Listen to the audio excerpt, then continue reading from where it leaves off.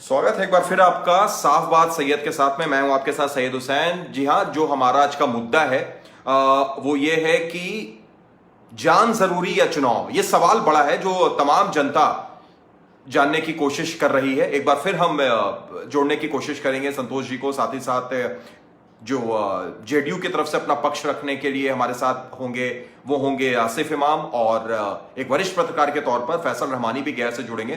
पिछली बार भी हमने कोशिश की, लेकिन शायद कुछ तकनीकी कारण की वजह से हम नहीं जोड़ पा रहे थे। एक बार फिर कोशिश करते हैं। सबसे पहले संतोष जी को जोड़ने की कोशिश हम करते हैं, अगर वो ऑनलाइन हैं। जी अभी तक ऑनलाइन है, इनवाइट मैंने भेजी है। संतोष जी एक बार आप जरूर देखें, आपको मैंने इनवाइट भेजी है।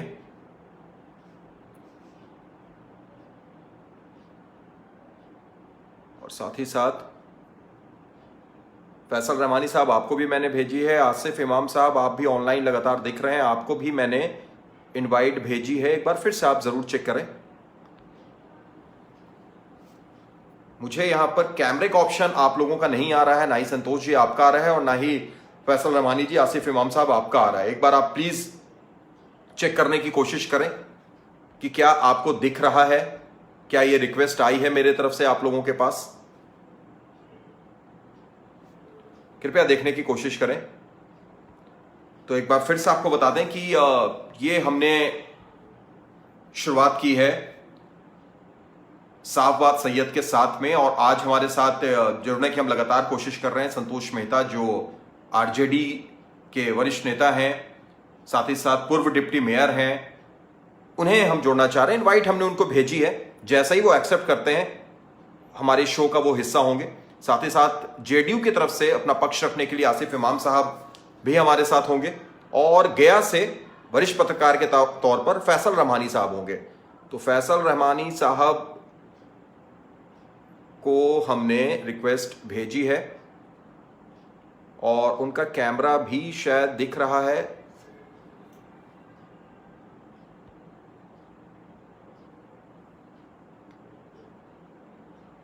कोशिश करते हैं कि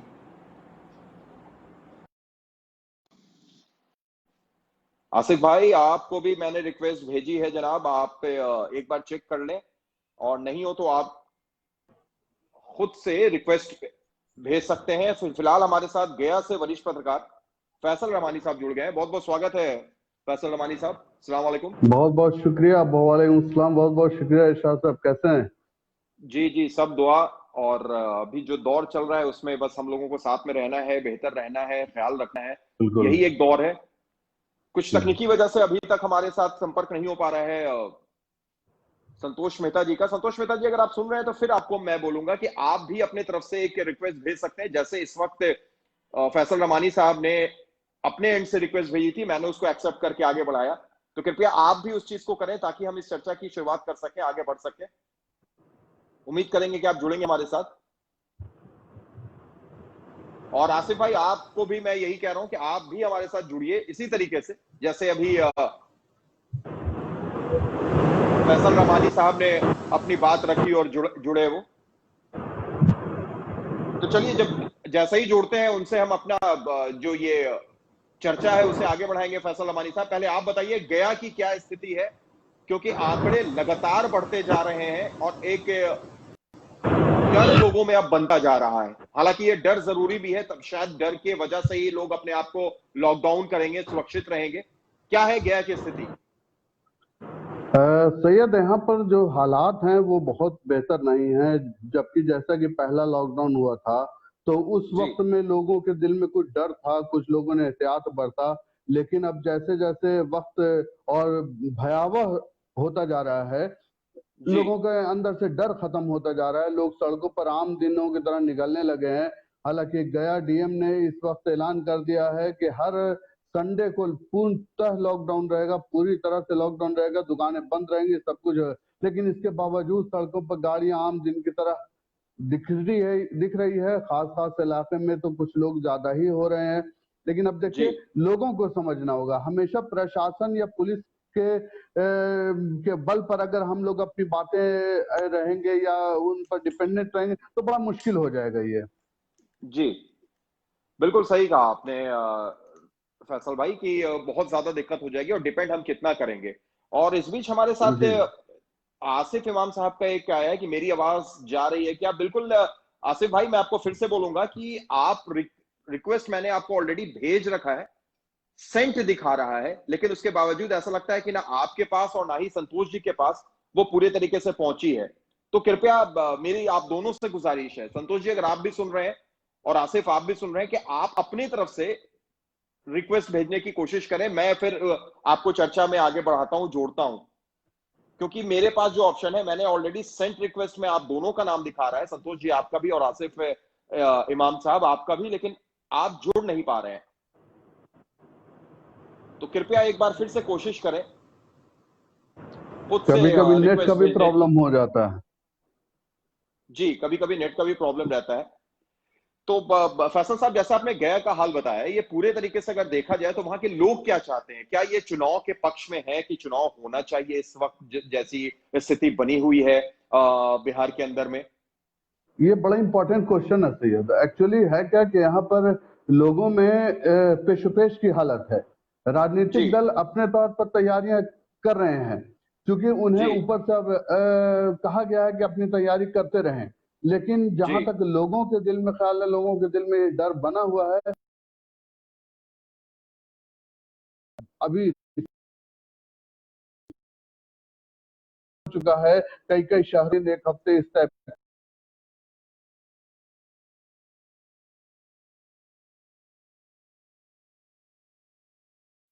लेकिन पता नहीं,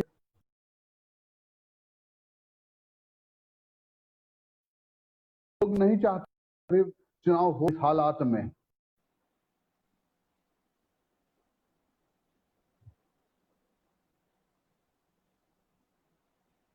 जी, बिल्कुल बिल्कुल बिल्कुल। तो गया की ये स्थिति है, हम एक बार दोबारा आपसे कोशिश करेंगे फैसल भाई। हो सकता है कि नेट का आपके तरफ बहुत इश्यू चल रहा है, तो मैं कोशिश करूंगा कि दोबारा आपके साथ चर्चा को आगे बढ़ाई जाए। इस बीच हम एक बार फिर से जी। कोशिश करेंगे चलने की।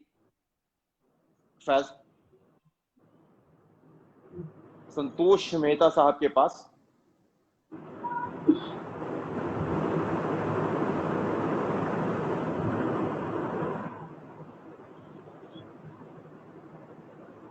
फैसल भाई, आपसे गुजारिश है, एक बार आप अपना लाइव बंद करें, शायद ये भी एक रीजन हो सकता है, एक एक करके जोड़ा जाए। ठीक।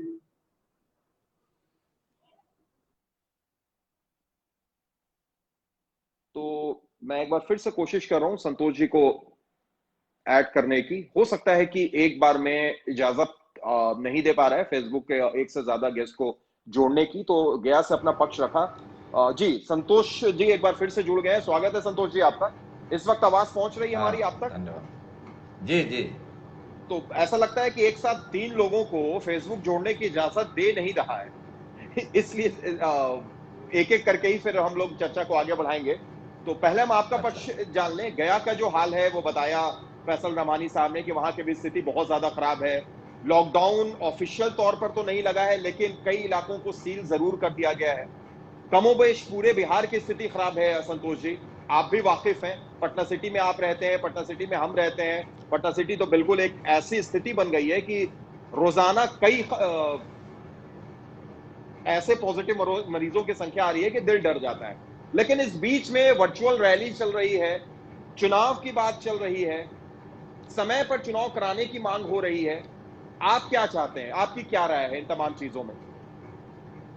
देखिए, जिस तरह से एनडीए के हमारे मित्रगण बोलते हैं कि आरजेडी तो चुनाव से डर के भाग रही है, लेकिन जी मेरा मानना है, मेरे नेता माननीय श्री तेजस्वी यादव जी का मानना है कि जब प्रधानमंत्री जी ने कहा था कि जान है तो जहान है, तो जब जान ही नहीं बचेगा तो एक को चुनने के लिए, यानी पूरे बिहार को अगर लेते हैं आप, तो 243 प्रतिनिधि को चुनने के लिए लगभग 12 करोड़ के आबादी को दांव पर लगा देना कितना उचित है। चुनाव आएगा जाएगा, जिंदगी अगर चला गया तो दोबारा वापस नहीं मिलेगा। तो आज के हालात में वर्चुअल रैली कर लीजिए, जो भी कर लीजिए, तो आपको चुनाव की परी है। और बाकी हमारे जो आरजेडी के हमारे नेता तेजस्वी यादव जी हैं, उनको जनहित में लोगों के जान के फिक्र है, उसकी चिंता है। तो अब भाजपा के पास इतना पैसा है, वर्चुअल रैली पर ना धूम खर्च कर रही है। अब तो उसके नेता हमको बोलते हैं कि आरजेडी के लोग भाग रहे हैं। भागेगा क्यों भाई, क्यों भागेगा? चुनाव आयोग का काम है या चुनाव कराना। आप भी कहते हैं और मैं भी कहता हूं, तो मैं तो चुनाव आयोग से भी आग्रह करना चाहता हूं कि आप सर्वे करा लें और लोगों का दिलो दिमाग का आकलन कर लें। अगर चुनाव कराना उचित है तो चुनाव हो, अगर उचित नहीं है, जब जान बचेगा, 6 महीना का कार्यकाल खत्म होता है, 6 महीना आप ही मुख्यमंत्री रहिए ना। हमारे नेता तो संविधान को भी मानने वाले हैं, तो संविधान में जो प्रदत्त अधिकार है, जो नियम कानून है, उसके तहत आप कार्यवाहक मुख्यमंत्री हमारे माननीय नीतीश बाबू जी रहे, एनडीए भी रहे, क्या दिक्कत है? हमको कोई एतराज नहीं है। बिहारियों का, आवाम का जान बचना चाहिए जो पीड़ित है इस कोरोना के मरीज से। अब आप ही बता रहे थे कि 1266 मरीज आज संक्रमित हो गए, और अब तो ताजा अपडेट है कि 5% आंकड़ा था कोरोना पॉजिटिव का, और ये 24-30 घंटा के अंदर 7.8% हो गया। अब तो न्यायालय भी नहीं बच रहा है। पटना हाई कोर्ट के 19 सुरक्षा कर्मी संक्रमित हो गए, तो मुख्यमंत्री जी के आवास तक भी कोरोना पहुंचा, हमारे न्यायपालिका के दरवाजे तक भी पहुंच गया। तो अगर यही उचित लगता है चुनाव कराना, मैं भाजपा जदयू को नहीं कहते हुए चुनाव आयोग से आग्रह करना चाहता हूं कि मंथन करे, अगर उचित हो तब कराए, और नहीं तो इसको आगे बढ़ाए। क्या दिक्कत है? आरजेडी मुस्तैद है। अगर चुनाव आयोग अडिग हो जाए कि मुझे चुनाव कराना ही है, तो आरजेडी थोड़े पीछे भाग जाएगा। इससे ज्यादा बाकी दलों से इम्यूनिटी ज्यादा मजबूत है आरजेडी का। संतोष जी, आप कह रहे हैं कि आरजेडी की इम्यूनिटी मजबूत है, लेकिन दूसरी तरफ अगर बात की जाए, अगर सत्ता पक्ष की तरफ से नजर डाली जाए, तो सुशील मोदी साहब का बयान शायद आपने सुना होगा। उन्होंने साफ तौर पर यह कहा है कि आरजेडी उस बच्चे की तरह है जिसे पता है कि उसने कोई तैयारी नहीं की है और परीक्षा देने जाएगा तो वो फेल हो जाएगा, इसलिए वो ये चाह रहा है, मांग कर रहा है कि परीक्षा की डेट बढ़ा दी जाए, और क्योंकि हमने तैयारी की नहीं, हमको पता है कि हम फेल हो जाएंगे, तो परीक्षा की डेट बढ़ा दी जाए। इनका ये आरोप है आपके ऊपर, आरजेडी के ऊपर। देखिए, हर कोई बच्चा से ही सियाना हुआ है, और मैं तो भाजपा को बहुत नजदीक से भी देखा हूं।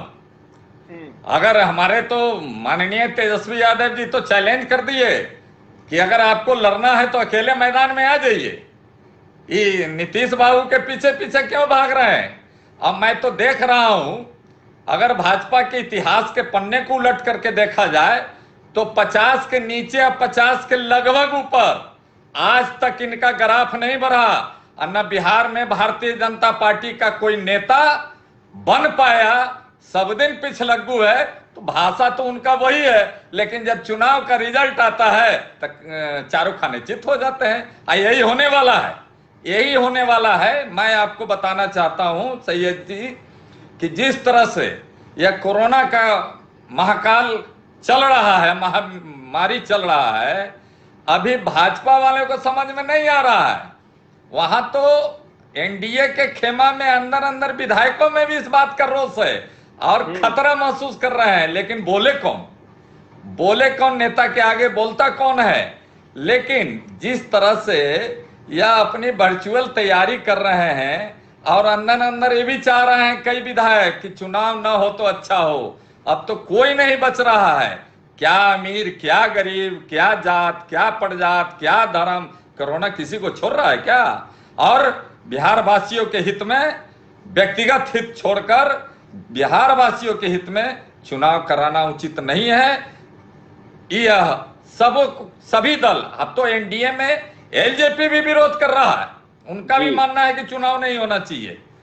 तो पहले हमारे चिराग पासवान जी को तो समझा लें, तब हम पर वार करें। मतलब आप बातों में एक इशारा देने की कोशिश कर रहे हैं कि आखिर क्या हो सकती है, क्या संभावनाएं हो सकती हैं। और लेकिन मेरी थोड़ी सी ये कह सकते हैं कि एक बहुत अच्छा मौका था कि यहाँ पर हमें एक वरिष्ठ पत्रकार गया से थे, फैसल रहमानी साहब जो आपसे पहले चर्चा कर रहे थे, आसिफ इमाम साहब जो जेडीयू के हैं वो भी तैयार हैं, लेकिन ये फेसबुक पता ना क्यों इजाजत नहीं दे रहा है कि हम एक साथ तीनों को जोड़ें। तो हम कोशिश करेंगे कि जब आपसे बात कंप्लीट हो जाए तो आसिफ इमाम साहब से जरूर हम इसका पक्ष जानना चाहेंगे और वो बात रखना चाहेंगे, क्योंकि जो दर्शक है वो जरूर जानना चाहेंगे कि सत्ता पक्ष क्यों उतावला हो रहा है या आमादा है कि चुनाव होना ही चाहिए। पर मैं आपसे जानना चाहता हूं संतोष जी कि जैसा आपने एक इशारा किया, खबर यह है, बिल्कुल मैं इस बात को भी मानता हूं कि एलजेपी के अंदर में जो मीटिंग हुई और मीटिंग के बाद जो बातें मीडिया तक पहुंचाई गई, मीडिया तक आई, उसमें यही आया कि एलजेपी की तरफ से चिराग पासवान ने कई विधायकों के साथ बैठकर, कई अपने नेतागण के साथ बैठकर चर्चा की, जिसमें एक वोटिंग टाइप की बात हुई कि कौन साथ हो सकता है, कौन नहीं हो सकता है, कौन चुनाव के पक्ष में है, कौन नहीं है। तो सही कहा आपने, ये बात निकल कर आई है कि जो एलजेपी है वो कहीं ना कहीं बिल्कुल दुविधा में फंसी हुई है। एक तरफ तो एनडीए में रहने का, जिसको कहते हैं कि एनडीए में रहकर उनकी बातों को मानने की मजबूरी भी है, वो ये कह रही है कि जो एनडीए कहेगा वही होगा, लेकिन ये भी बात आ रही है, कुछ विधायक, खुद चिराग पासवान चाहते हैं कि कोरोना की इस घड़ी में चुनाव को टाला जाए। संतोष जी देखिए, वो बिहार वासियों के हित में बोल रहे हैं। चिराग पासवान जी या उनके दल के जो भी अंदरूनी जो बैठक हो रही है, वो लोग भी नहीं चाह रहे हैं कि बिहार वासियों को कोरोना के आग में झोंक करके हम लोग एमएलए बन जाएं। उनकी भी मंशा ऐसी नहीं है। और भारतीय जनता पार्टी का तो मंशा इतना खराब है, इतना डर है, उनको लग रहा है कि ज्यादा दिन कुछ बीता तो जो प्रक्रिया न्यायालय के अनुसार होता है, ऐसा ना हो कि हमारे माननीय श्री लालू प्रसाद जी बेल पर बाहर आ जाएं, तो उनको डर सता रहा है कि आने के पहले चुनाव करा के पार हो जाओ, अगर आ गए तो जो भी सीट मिलने वाला है वो भी नहीं मिलेगा। लेकिन एक आरोप लगातार ये बन रहा है संतोष जी कि आरजेडी के अंदर में जबरदस्त टूट है, रघुवंश बाबू को नहीं रोक पाई आरजेडी, और तेजस्वी और तेज की वजह से कहीं ना कहीं जो आपसी खला है वो सत्ता पर आती हुई नजर आ रही है, टूटती जा रही है आरजेडी। इसका खामियाजा हो सकता है कि भुगतना पड़े चुनाव में, इस पर क्या कहेंगे आप? देखिए, ये सब बेफजूल बात है, कोई कहीं नहीं टूटता है, लेकिन जब चुनाव आता है तो अपने क्षेत्र के समीकरण के अनुसार ना छूता बीजेपी रहने वाला है, न जदयू रहने वाला है, यह छींटा सब राजनीतिक दलों पर पड़ता है, इससे कोई इनकार नहीं कर सकता है। अब जो महागठबंधन में नीतीश जी और लालू जी के गठबंधन के समीकरण में जो जीत करके आया है, और आज वहां जदयू का विधायक है, अब वोट लालू जी का है, तो छोड़ के जदयू से भागवे नहीं करेगा। तो इस स्थिति चुनाव के समय में ऐसी घटना दो चार होती है, इससे कोई दल अछूता नहीं है। दूसरी तरफ ठीक है, मैं आपकी बात को मैं मानता हूं, लेकिन एक सवाल मेरा आपसे ये भी है और ये जानना मैं चाहूंगा कि कोरोना के वक्त में जब लगातार आंकड़े बढ़ रहे हैं भारत में, कल की अगर बात की जाए संतोष जी, आप वाकिफ होंगे, 28,000 से ज्यादा, एक दिन में 28,000 से ज्यादा आंकड़े आए, और बिहार में 1266 जो हमने पहले बात की, पटना में कोई ऐसी जगह नहीं है जो अब अछूती रह गई है संक्रमित होने से, हर तरफ संक्रमण फैला हुआ है। तो इसके बावजूद क्या वजह है कि विपक्ष ये चाहते हुए कि नीतीश जी गद्दी संभालें या फिर राष्ट्रपति शासन लगे, हम विपक्ष में ही बने रहेंगे अभी कुछ दिन और, इसके बावजूद सत्ता पक्ष को हड़बड़ी है चुनाव कराने की, ये क्या, इसकी वजह आपको क्या लगती है? देखिए, हम तो इस अभी पूर्व में भी कह चुके हैं, उनको डर लग रहा है कि बिहार का शेर बाहर ना आ जाए। बिहार का शेर अगर बेल पर बाहर आ गया तो सबके हवा निकाल माननीय लालू यादव जी, तो कितने का हवा निकल जाएगा। तो ये लोग को लग रहा है कि आने के पहले, चूंकि जो आधी उसका जो न्यायालय का प्रक्रिया है, जो आधी सजा काटने के बाद बेल मिल जाता है, तो अगर वो बाहर आ गए तो किसी का नहीं चलने वाला है। आप याद कीजिए 2015 नीतीश जी और लालू जी दोनों दो खेमा संभाल लिए, तो कहां चला गया लोग। आज चोर दरवाजे से निकल करके चोरी करके सत्ता पर काबिज है। तो डर यह सता रहा है, असली डर यही है। लेकिन भाजपा के नेताओं का बयान क्या आ रहा है कि लालू जी भी आ जाएंगे तो इससे 3/4 जीतेंगे, ये भड़म में है, लोगों को भ्रमित कर रहे हैं। तो मेन डर यही है कि जल्दी चुनाव करा के पार हो जाओ और लाशों के ढेरों पर ही कहीं नहीं चुनाव हो जाए। कोरोना से जिसको मरना है मरे, हमारे विधायक जितना सरकार बनाना चाहिए उतना हमको दे दो, यही तो इनकी नीति है, जो कि बिहार की जनता सब देख रही है।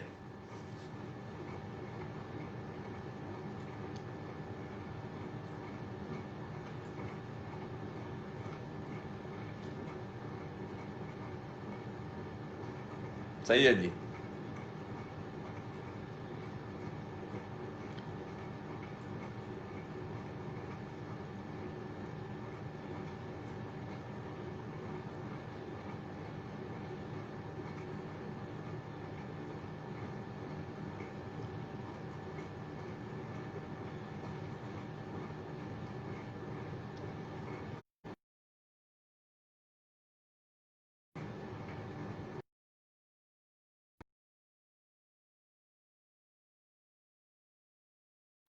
का पार्टी है, देखिए आरजेडी गरीब गुरबा का पार्टी है और यह मां पार्टी है, तो आरजेडी वर्चुअल रैली नहीं कर सकती है, चूंकि उतना रुपया भारतीय जनता पार्टी की तरह आरजेडी के पास। जी जी, मेरी आवाज भी मिल रही होगी, मुझे ऐसा लग रहा है। आरजेडी गरीब गुरबा की पार्टी है, मेरी आवाज मिल रही है? जी जी जी मिल रही है, बोलिए बोलिए। आरजेडी गरीब गुरबा की पार्टी है, भारतीय जनता पार्टी कैपिटलिस्टों की पार्टी है। तो वर्चुअल रैली पर जितना बेतहाशा खर्च हो रहा है ये भी बिहार की जनता देख रही है। तो हम उसके खर्च के मुकाबले में, मेरे पास पैसा नहीं है, हम गरीबों का दल हैं, तो हम वर्चुअल रैली नहीं कर सकते हैं, लेकिन व्हाट्सएप, मोबाइल और हमारे नेता माननीय तेजस्वी यादव जी सोशल डिस्टेंसिंग का पालन करते हुए सभी प्रकोष्ठों की बैठक प्रारंभ है। लेकिन चुनाव आयोग जिस तरह से तैयारी कर रही है, तो हमको भी हाथ पर हाथ रख के बैठना उचित नहीं है। लेकिन फिर भी हमारे नेता का मानना है और अधिकतर विपक्षी दल के नेताओं का मानना है कि चुनाव आयोग इस पर गंभीरता से विचार करे। जिस तरह से महामारी है, अगर चुनाव आते आते स्थिति सामान्य होती है तो चुनाव कराएं, इसमें कहां किसी को आपत्ति है, किसी को आपत्ति नहीं है। लेकिन जो रफ्तार कोरोना का बढ़ रहा है उसमें लोगों को लग रहा है, लोगों में दहशत है। आज भारतीय जनता पार्टी तो कर रही है, हम उन्हीं के पक्ष का बात करना चाहते हैं। शहर पर अपने को भारतीय जनता पार्टी के वर्चस्व की बात करते हैं। अगर इसी कोरोना काल में अगर चुनाव हो गया, शहर का वोटिंग प्रतिशत धराम से नीचे गिरेगा। इसका नुकसान भारतीय जनता पार्टी को ही उठाना होगा। ये हमको नहीं बोलना चाहिए, लेकिन उनको इशारा मैं कर दे रहा हूं। जदयू चाह रही है कि जितना जल्दी चुनाव हो, शहर में लोग निकलेंगे नहीं वोट देने के लिए। देहात, पंचायत, प्रखंड में वहां कोरोना का असर, चूंकि इम्यूनिटी तेज रहता है, मजबूत रहता है, लोग मुरेठा बांध के भी वोट देने जाएंगे। लेकिन शहर के वोटर का परसेंटेज गिरेगा। जदयू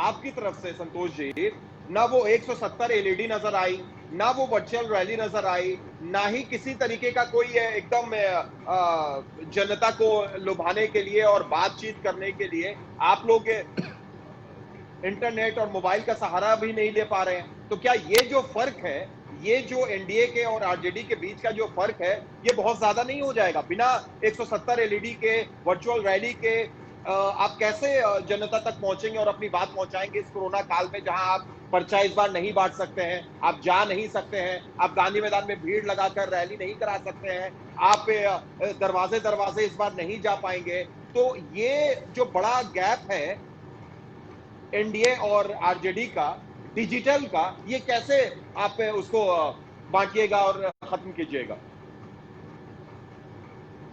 देखिए, 100% डिजिटल पर आधारित कोई चुनाव नहीं होने जा रहा है। और बिहार की जनता चाहे अखबार के माध्यम से हो, टीवी के माध्यम से हो और सोशल डिस्टेंसिंग का पालन करते हुए आरजेडी के मेरे नेता श्री तेजस्वी यादव जी जिस तरह से बैठक कर रहे हैं, बिहार के लोगों के दिल में आरजेडी बसा हुआ है और लालू प्रसाद यादव सभी के दिल में बसे हुए हैं। लालू यादव एक चेहरा नहीं विचार है और बिहार की जनता इंतजार कर रही है। तुम कितना ही वर्चुअल रैली कर लो, टीवी पर अपना चेहरा चमका लो, लेकिन चुनाव जिस दिन चुनाव आएगा उस दिन आपको यह कहने में कोई दिक्कत नहीं है कि जो पटाखा फहराएगा वह गरीब गुरबा का शासन फिर से लौटेगा। संतोष जी, अभी तक जितने भी दर्शक हमारे साथ जुड़े हैं, एक आखिरी प्रतिक्रिया आपकी ले लें, फिर हम सत्ता पक्ष की तरफ जाएंगे। आपको इजाजत भी मुझे देना होगा, मुझे नहीं बल्कि फेसबुक मुझे मजबूर कर रहा है, क्योंकि एक साथ जैसा मैंने पहले बताया कि 2 से 1 से ज्यादा लोग को नहीं जोड़ पा रहे हैं। जितने भी दर्शक इस वक्त देख रहे हैं वो उनकी नजर में कहीं ना कहीं ये है कि संतोष मेहता आम लोगों से जुड़ा हुआ नेता है। पटना साहिब का विकास संतोष मेहता के हाथ, और आपको आज से नहीं, मैं तो खैर बचपन से जान रहा हूं, और कि किस तरीके से आप जब वार्ड पार्षद थे, उससे पहले एक समाज सेवी थे, फिर डिप्टी मेयर बने, फिर आपने चुनाव भी लड़ा। तो एक नेता के तौर पर, एक सामाजिक नेता के तौर पर आपको क्या लगता है आज की जो राजनीति है वो किधर मुड़ रही है, किधर जा रही है, और किस तरीके से बिहार के साथ नाइंसाफी हो? देखिए, सिर्फ पलटा पलटी कर करके शासन चलाना बिहार के हित में नहीं है। मैं तो अनुरोध करता हूं कि सारे राजनीतिक दलों को अलग अलग चुनाव लड़ना चाहिए, ताकि जनता अपने कसौटी पर तौले कि किस पार्टी को हम इस बिहार के बागडोर को देना चाहते हैं, जो बिहार को तरक्की के रास्ते पर, विकास के रास्ते पर ले जाए। लेकिन यहां तो खेल दूसर हो जाता है, सत्ता नहीं भी आए तब भी उसको ज्यादा सीट वाला विधानसभा से बाहर है, सत्ता से बाहर है, कम संख्या वाला सरकार चला रही है। तो विडंबना है बिहार की, और हमको लगता है कि इस कमी को, इस कमजोरी को, इस बीमारी को बिहार की जनता इस बार दुरुस्त करेगी। बिल्कुल। चलते चलते बस ये बता दीजिए कि चुनाव ना हो, इसको लेकर आप क्या करेंगे, आरजेडी क्या करेगी? देखिए, निकट समय में हमारे दल के भी नेता, और जो नहीं चाहते हैं चुनाव बिहार के निवासियों के हित में, बिहार वासियों के हित में जो नहीं चाहते हैं, वो जरूर इलेक्शन कमीशन से मिल करके उनसे आग्रह जरूर करेंगे। बाकी जो इलेक्शन कमीशन अगर इसी परिस्थिति में चुनाव कराने पर अगर आमदा हो जाएगा, तो राजनीतिक पार्टियों की मजबूरी होगी कि चुनाव में अपनी भागीदारी सुनिश्चित करना। बिल्कुल, बहुत बहुत शुक्रिया संतोष जी, आप हमारे साथ जुड़े और आपने अपनी बात रखी। हम तो चाहते थे कि इस चर्चा को बिल्कुल एंड तक आपके साथ रखें, लेकिन जो मजबूरी फेसबुक ने हमें दे दी है उस हिसाब से आपसे थोड़ी सी विदाई लेनी पड़ेगी। तो हम चाहेंगे कि दोबारा कभी भी आप जुड़े तो अपनी बात इसी तरीके से पुरजोर तरीके से रखें, और जो छवि आपकी है, जो एक जन नेता के तौर पर आपको जाना जाता है, संतोष मेहता, उसी तरीके से आगे बढ़े, चाहे आज कल परसों किसी भी पार्टी में हो। यही हमारी गुजारिश है संतोष जी। दोबारा आपसे मुलाकात होगी, बस मैं यही चाहूंगा कि आप इस चर्चा को अपने तरफ से बंद करें, ताकि फिर मैं नमस्कार दूसरे पक्ष के लोगों को जोड़ सकें। नमस्कार। नमस्कार संतोष जी। नमस्कार। नमस्कार।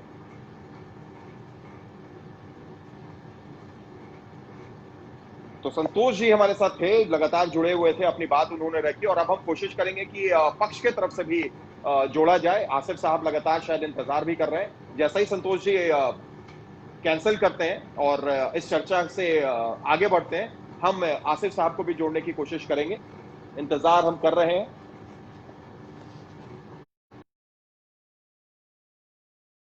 तो हम अब एक बार फिर से कोशिश करते हैं कि जोड़ा जाए आसिफ साहब को। आसिफ साहब, अगर आप हैं ऑनलाइन तो आप आ सकते हैं, और एक रिक्वेस्ट हमें आप दोबारा भेज सकते हैं, ताकि हम इस चर्चा को आगे बढ़ाएं और आपको अपने साथ ऐड करें, क्योंकि ऑलरेडी रिक्वेस्ट चली गई है तो दोबारा ये रिक्वेस्ट जाएगी नहीं। तो प्लीज आप अगर ऑनलाइन है तो एक बार आप रिक्वेस्ट भेजें ताकि हम आपको ऐड करते हुए इस चर्चा को आगे बढ़ाएं। क्या सुन पा रहे हैं आप आसिफ इमाम हमें?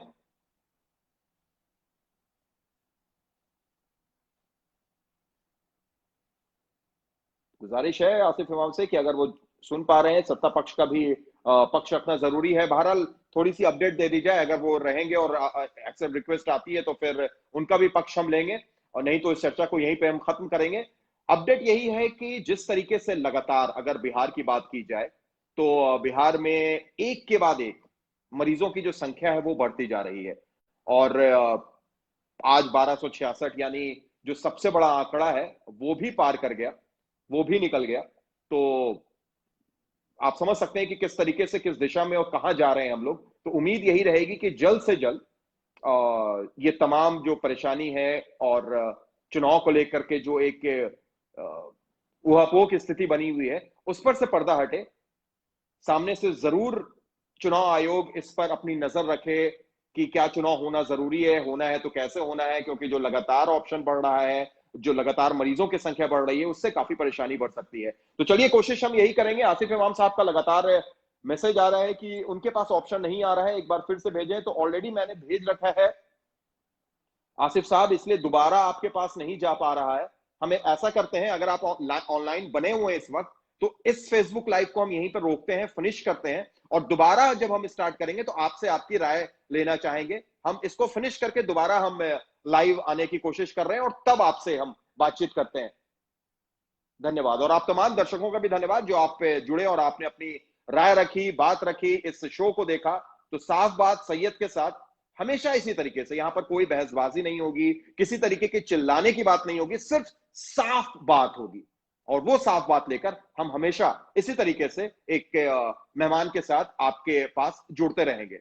फिलहाल इजाजत दीजिए, लेकिन 2 मिनट के अंदर में हम दोबारा आ रहे हैं, और अगर इस वक्त जुड़ेंगे हमारे साथ आसिफ जो जेडीयू के नेता हैं तो अपनी बात को हम और आगे बढ़ाने की कोशिश करेंगे। धन्यवाद।